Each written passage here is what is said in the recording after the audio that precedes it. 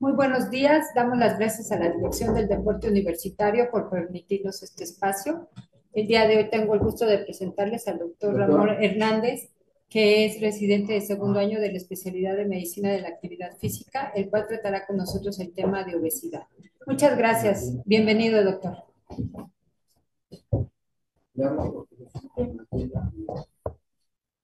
Hola, ¿qué tal? Disculpen los problemas técnicos, pero eh, suelen a veces pasar. Pero, pues como bien comentó la doctora, yo soy el doctor Ramón, estudiante de la residencia de Medicina del Deporte del segundo año. Entonces, vamos a platicar de un tema que es relevante en cuanto a su impacto mundial, su impacto individual, justamente en las personas, que es la obesidad. Y muchas veces se dice, ¿por qué si tanto se habla de la obesidad? ¿Por qué pues no se ha visto muchos avances? Pero pues es una cuestión realmente muy compleja que vamos a abordar de manera un poco somera, un poco general en esta visión, pero vamos a tratar de abarcarlo lo más posible. Entonces, como vemos en esta diapositiva, pues son muchos impactos, como le decía, que se ven involucrados en la genética. Es una enfermedad multifactorial que nos va a ver influenciado por factores genéticos, algunos factores gastroenterológicos, algunos metabólicos y otros que son parte de transmisiones neurológicas. Entonces, todo esto nos va a conllevar a la obesidad. Pero en cuanto al panorama, así en general, ¿cómo podemos empezar a platicar de ello? Pues bueno, vamos a ver cómo la obesidad a nivel mundial se ve afectada al respecto en 2015. Se estima que 603,7 millones de adultos padecen obesidad y 107 millones de niños con obesidad en el mundo. Entonces vamos a ver que estas cantidades, pues la verdad es que son abrumadoras. Se tiene incluso considerado como la pandemia del siglo XXI. Entonces, pues es importante. Otros datos, por ejemplo, en Estados Unidos, se estima que al menos uno de cada dos adultos puede padecer obesidad. Entonces, por eso es que es importante. Pero esto es a nivel mundial. ¿Qué podemos hablar de México? Entonces, nosotros tenemos una encuesta que se llama En Salud, o en palabras ya desglosadas, la encuesta nacional de salud y nutrición. Esta es una que abarca del 2020 al 2023, en donde aproximadamente se entrevistó a 32.889 participantes.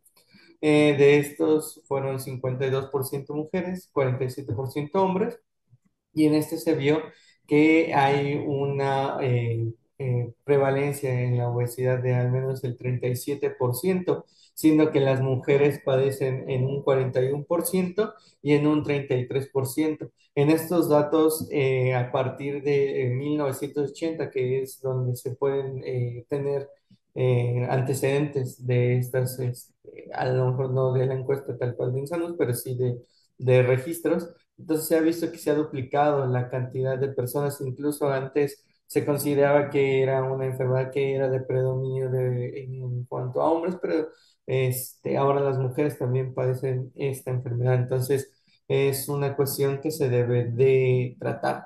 Entonces, ¿cómo lo define la obesidad?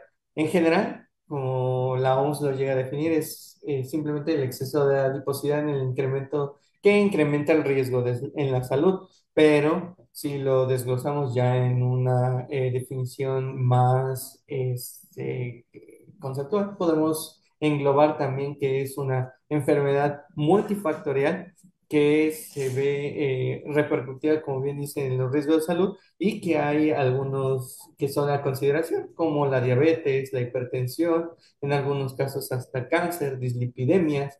Entonces, es una cuestión que se tiene que tomar de diferentes eh, visiones y de diferentes zonas para poder confrontar este problema. Entonces, ¿cómo podemos nosotros clasificar la obesidad? El más clásico que se llega a utilizar es por algo que se llama índice de masa corporal. Este índice se calcula por medio del peso entre dos veces, bueno, la altura. Y nosotros podemos irlo clasificando de acuerdo a los grados. Podemos tener un grado de normal, de sobrepeso en grado uno, grado 2, e incluso ya podemos tener obesidad de grado uno, grado 2, grado 3, e incluso hasta algo que los llegan a clasificar como supramórbida.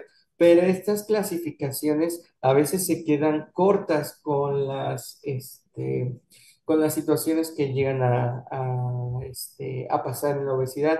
Incluso nosotros podemos tener una clasificación en donde llega a platicar en que tenemos un grado de masa corporal, entre comillas, adecuado, pero con factores de riesgos asociados, es decir, que tienen algún problema de lipidemia, algún problema de hipertensión. Entonces, son como las nuevas formas de llegarlo a clasificar. Y digo también entre comillas nuevas porque esto ya se ha ido platicando incluso desde 2014 o 2017, que son los primeros consensos en donde se estipula esta situación. Otra de las formas en las que nosotros podemos clasificarlo es una escala que en abreviatura se llama EOS, es la escala de Edmonton. Esta escala lo que nos llega a dar como panorama son los estadios en los que se puede encontrar una persona. Entonces, en un estadio cero, en donde nosotros no tenemos ningún tipo de alteración médica, mental o funcional, entonces podemos clasificarlo en esta parte. Un estadio uno que tenemos ya situaciones de riesgo, a esto quiere decir con niveles de tensión arterial alta, niveles de glucosa altos. Entonces, esto es a lo que se llega a, a clasificar. En el estadio 2 nosotros ya tenemos tal cual una enfermedad. Entonces ya tenemos una enfermedad establecida como diabetes, hipertensión, dislipidemia, y ya tenemos repercusiones más consideradas en el estado funcional, en el estado mental. Y en el estadio 3 nosotros ya tenemos daños a órgano blanco, que esto a qué quiere decir, que tengo ya alguna complicación como retinopatía diabética, ya tenemos alguna situación de infarto, ya tenemos antecedentes de enfermedades cerebrovasculares, y ya tenemos deterioro del estado cognitivo, deterioro de la funcionalidad, y en un estadio 4 pues lo llaman un estadio final, un estadio terminal, en donde ya las intervenciones pues ya son de una manera paliativa. Entonces, pues esto nos permite ver el grado de avance que puede llegar a tener esta enfermedad, las distintas situaciones que podemos llegar a tener, y también nos permite a nosotros como personal de salud tener intervenciones en diferentes estadios. De hecho, esta misma clasificación nos va dando pautas para poder hacer estas intervenciones. Pero bueno. Como les estaba platicando, entonces algunas de las enfermedades asociadas son principalmente la diabetes, la hipertensión, las dislipidemias, las enfermedades cardiovasculares. A esto me refiero a problemas, como les decía, infartos, problemas de eventos cerebrovasculares, incluso en algunos casos también hasta cáncer. Suena muy reiterativo, pero hay que hacer énfasis en estas situaciones para poder darnos cuenta de las necesidades que tenemos por abordar esta enfermedad. Eh, pero otro de los factores que podemos platicar es cómo se genera la obesidad. Uno pensaría que únicamente es el desbalance entre la ingesta y el gasto energético, y sí, sí es una de las principales situaciones que podemos ver en esta situación. Nosotros tenemos dentro del gasto energético todas las actividades que nosotros llegamos a realizar, todas las actividades del día, actividades físicas en general, si requerimos hacer deporte o si hacemos deporte o estamos justamente con hábitos sedentarios, y del otro lado la ingesta energética, la alimentación.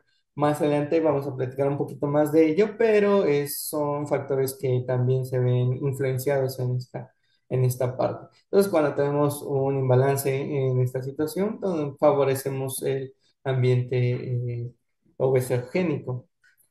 Entonces, como les decía, factores principales genéticos, balances energéticos y ambientales. Vamos a empezar con los factores genéticos. Dentro de los factores genéticos, pues se ha visto que al menos en la parte lo podemos dividir en genéticos y de herencia. En la parte de herencia podemos tener que si tenemos familiares cercanos de primer orden o hermanos gemelos, podemos tener hasta de un 40 a un 70% de probabilidades de que también generemos obesidad. De los genéticos se ha visto que al menos el 1% de estos factores son predisponentes, pero si estamos con genéticos, me refiero a lesiones en algún tipo de gen, precisamente, pero, o sea, es más precisamente por la carga hereditaria. Otros factores ambientales que podemos tener, bueno, vamos a platicar también de algo que es el ambiente obesogénico que genera estas posibilidades. Nosotros tenemos una vida que es rápida, una vida que que requiere que nos estemos constantemente haciendo alguna actividad o al contrario, que estemos en zonas en donde nos estemos en un prolongado tiempo, estar sentados arriba de 8 12 horas. Entonces, este tipo de situaciones pues genera tanto los hábitos sedentarios como también el adquirir algún tipo de alimento que le llamamos comida rápida. Estos alimentos, aunque generan saciedad, pues rápida, pues están cargados de otros tipos de componentes que podemos ver mayor cantidad de azúcares, mayor cantidad de grasas en esta situación. Entonces, pues es lo que genera también esta parte de la obesidad. Y a lo que me refiero es lo del balance energético. Entonces, como les decía, nosotros tenemos tres principales situaciones en las que nos vamos a ver influenciados. Algo que nosotros llamamos como metabolismo basal, que son parte de las actividades que nosotros vamos a hacer, que es lo que estamos haciendo, incluso estamos sentados y tenemos un gasto energético. A otra de las situaciones es la termogénesis, que es justamente la quema de o más bien el uso de los elementos propios del cuerpo y la actividad o el nivel de actividad física. Entonces, todo esto nos va a llevar a un balance entre el gasto energético y lo que nosotros llegamos a ingerir. Cuando nosotros estamos en una situación en donde la ingesta es mucho mayor al gasto, entonces tenemos una acumulación de, por así decirlo, entre comillas, de energía entonces, todo esto se almacena en zonas como precisamente el tejido adiposo. Y es aquí donde empezamos a tener estas alteraciones. También otra de las situaciones que tenemos que platicar es acerca de la relación que hay entre el hambre y la saciedad. Nosotros tenemos controles a nivel del cerebro. Entonces, a nivel del estómago y a nivel de la zona este, de intestinal. Entonces, todo esto, nosotros tenemos un balance que nosotros llamamos un anorexigénico y vías anorexigénicas y vías orexigénicas. Entonces, estas vías están mediadas precisamente por el control, por ejemplo, de la información. Nosotros tenemos a nivel del estómago información que nos indica tanto la cantidad de alimento como el control al que vamos a ir enviando al intestino. Uno de los principales que se van a ver visto o involucrados es el nervio vago, que detecta la distensión de varias de las estructuras en el músculo liso y en la submucosa. Sin embargo, durante la obesidad, tenemos esta pérdida de este control, hay un aumento en las hormonas que permiten o que dan el hambre y hay una inhibición de la parte de la saciedad. Entonces, estos son factores que son crónicos. Entonces, cuando se pierden estos, pues precisamente tenemos también esta parte de la ingesta. Otro de las partes que quiero comentarles es las repercusiones que puede llegar a tener. Entonces, como les decía, podemos tener problemas a nivel de corazón, como infartos, diabetes, cáncer, osteoartritis, derrames cerebrales, hipertensión. Entonces, todo esto son factores que incluso si nosotros nos pusiéramos a platicar en cada uno de ellos, es un tema diferente, es un tema que se tiene que abordar en cuanto a cada uno de los pasos que llegan a tomar. Nos llevaría un poco de tiempo, pero la idea es darnos cuenta de todo lo que podemos tener en caso de que nosotros llegamos a un estado de obesidad, ¿no? Y en un estado de obesidad prolongado, y que no tengamos una intervención ante estas situaciones. Podemos tener justamente situaciones en donde las dislipidemias puedan generar inflamación a nivel de los capilares, hay acumulación en zonas en donde no deberían de estar, acumulación en zona hepática, acumulación en zona cardíaca. Entonces, todo esto es lo que nos lleva precisamente a las enfermedades crónico-degenerativas. Otras de las situaciones son las resistencias a la insulina, señales que por alteraciones en la señalización de la inflamación, estos vamos a tener a nivel, incluso vamos a tener evidencia a nivel de la epidermis, en donde vamos a mostrar algo que nosotros llamamos acanthosis nigra. Entonces, esto nos va diciendo también que tenemos afecciones a nivel de la resistencia a esta hormona que es la insulina. Entonces, tenemos otros factores que también tenemos que ver involucrados, como les mencionaba. Va a haber lesiones musculares y esto es por algunos factores que vamos a encontrar. Por ejemplo, también tenemos otros que son la apnea del sueño. Esta va a incrementar la presión arterial en nivel pulmonar. También tenemos que hay alteraciones en la mecánica a nivel del tórax. Entonces hay una mayor compresión, hay una disminución de las resistencias periféricas por medio de la resistencia a la insulina. Entonces esto nos va a llevar a situaciones de hipoxia, situaciones en se va a haber visto involucrado el corazón, principalmente en la parte del ventrículo.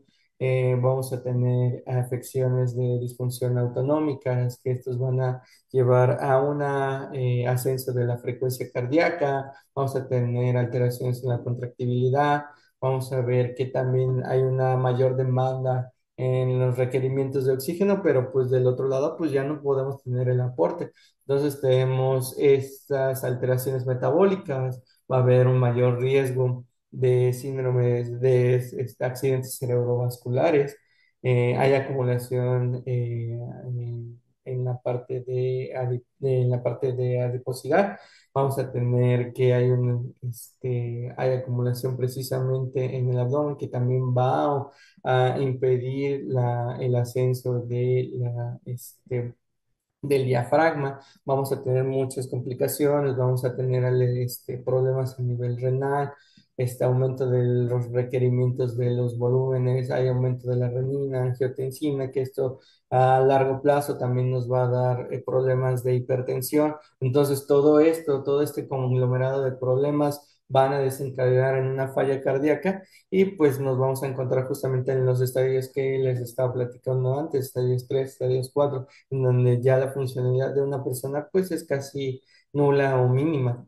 Entonces, pues es como darnos un panorama general de esta situación. Entonces, ¿qué es lo que tenemos que hacer para tratar de evitar llegar a estos puntos? Pues son pequeñas cosas que tenemos que hacer poco a poco, que son principalmente cambios en el estilo de vida. Es difícil, pero algo que les puedo dar como dato es que al menos una pérdida sostenida de un 3 a un 5% de peso inicial puede reducir, hay una reducción del riesgo cardiovascular. No es algo sencillo que se pueda platicar, es algo, como les digo, de un manejo integral, porque incluso si también les platico del otro lado, del 33 al 55% de pacientes que a un año tuvieron justamente un control de peso, pueden llegar a tener una ganancia de esta pérdida que tuvieron. Entonces, tenemos que ser consistentes. Entonces, por eso es que tenemos que tener un manejo adecuado, tenemos que acudir con las personas indicadas en la parte de nutrición, en la parte de actividad física, en la parte de psicología, que también es una parte que es importante para la intervención. Y nosotros podemos tener algunas recomendaciones del ejercicio. Claro, estas son cuestiones que tienen en las guías, estas son generales. Estas son para que en cuestiones de población general se puedan dar. Esto no significa que todos podamos llegar a estos puntos y además tenemos que ir en una progresión hacia a estas intensidades. Entonces, manejamos tres tipos de situaciones, al menos las guías, en donde manejan que en la parte de la frecuencia se pueden hacer de 5 a 7 días a la semana, de una intensidad moderada. Podemos llegar a progresar a vigoroso, pero como les digo, hay que individualizar a cada una de las personas como esto. Esto es lo que dicen las guías, pero no podemos llevar todas a estas personas de un momento a otro a esta actividad. Pero bueno, o sea, se recomienda igual los 30 minutos al día, 150 semanas. Es difícil, como les digo, al principio, pero podemos hacer las progresiones semanales en cada una de las situaciones. ¿Qué características pueden llevar a tener esta parte del aeróbico? Pues que sea rítmico, cíclico, usando grandes grupos musculares y que pueda ser gradado por cada una de las personas. Entonces, también tenemos en la parte de resistencia, en la parte de fuerza, que al menos se pueden recomendar de 2 a 3 días por semana.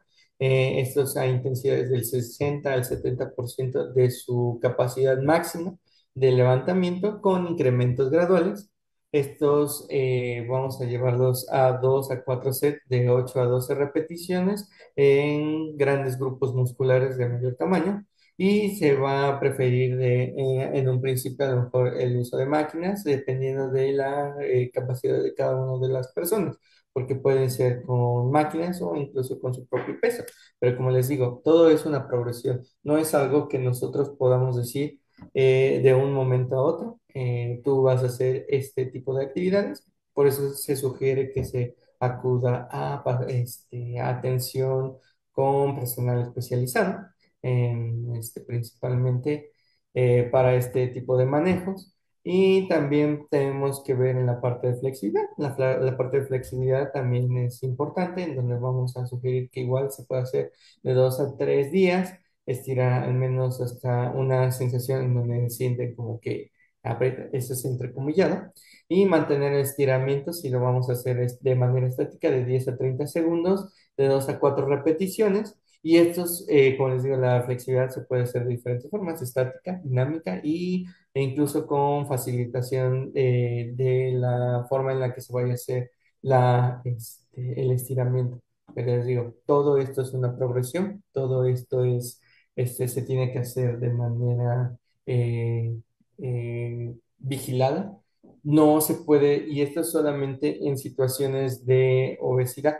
Nosotros tenemos que también hacer las valoraciones en caso, o hacer al menos hacer primero un interrogatorio en donde vayamos a platicar si tienen alguna enfermedad asociada. Por ejemplo, si tienen diabetes, hipertensión, dislipidemia. O sea, eso es importante dentro de la historia clínica para poder hacer las recomendaciones adecuadas, individualizadas y con características únicas para las personas porque no es lo mismo hacer un plan de entrenamiento para una persona con obesidad que una persona con obesidad y tenga algún problema asociado, por ejemplo, con osteoartrosis, ¿no? O con problemas ya de hipertensión que ya tengan, por ejemplo, datos sugestivos de retinopatía hipertensiva. Entonces, no es lo mismo, se tiene que hacer individual, por eso se tiene que acercar a personas que sepan, pero el punto era justamente tratar de ver lo general de la enfermedad. Entonces, eso sería todo por mi intervención. Si quisiera.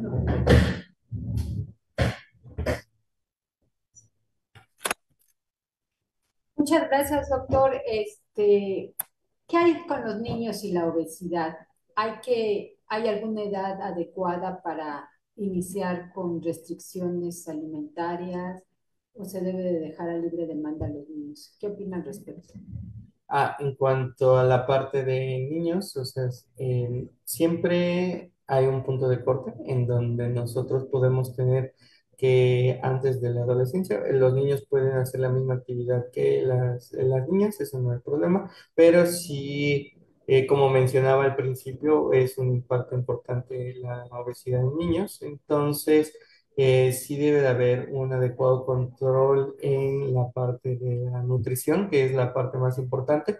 Recordemos que los niños dependen mucho de la influencia que tienen justamente los padres. Entonces, justamente tenemos que trabajar en los aportes calóricos, en los balances energéticos y en las actividades físicas. A lo mejor no hay una restricción en cuanto a la parte del ejercicio, pero sí, más bien hay una amplia variedad porque los niños, o sea, lo importante es que conozcan las actividades físicas. O sea, no podemos estancarlos a lo mejor en un solo deporte, lo adecuado sería hacer un abanico de todas las variedades. Pues hay algunas actividades como los cursos de verano son buenos para ellos, para que conozcan los diferentes deportes en cuestión de más adelante podamos tener algún deporte que más les guste y tengamos ya los hábitos de justamente de las actividades físicas, al menos en ellos.